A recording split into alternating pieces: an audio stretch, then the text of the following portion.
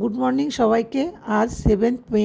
সকাল সকাল ঘুম থেকে উঠে আমি যোগা ক্লাসে যাওয়ার জন্য রেডি হয়ে নিলাম।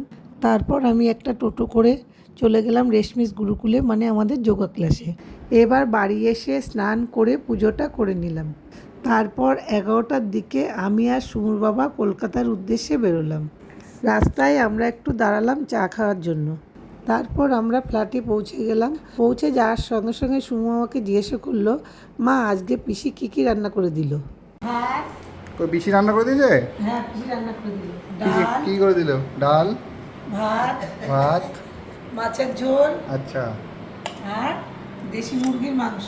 ও শাকও রান্না করেছিল, সে আমি বোধহয় ভুলে গেছি আনতে। আচ্ছা। বিকেলবেলা আমি, সুমু আর বিপাশা একটু সাউথ সিটি মলের দিকে গিয়েছিলাম। প্রথমে আমরা একটা দুটো শপে গেছিলাম, বিপাশা কিছু শপিং করলো।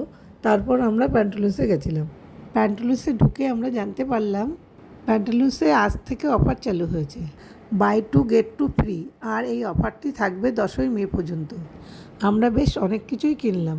কিছু কটন প্যান্টস, জিন্স, স্কার্ট নিয়েছিলাম। হিসাব করে দেখলাম কটন প্যান্টসগুলি আমাদের 400 টাকা মতো করে পড়েছে, আর জিন্সগুলি 600-450 টাকা মতো করে পড়েছে। তারপর আমরা ফ্ল্যাটে ফিরে এলাম। আজ এই পর্যন্তই বন্ধুরা, আবার দেখা হবে পরের ব্লগে।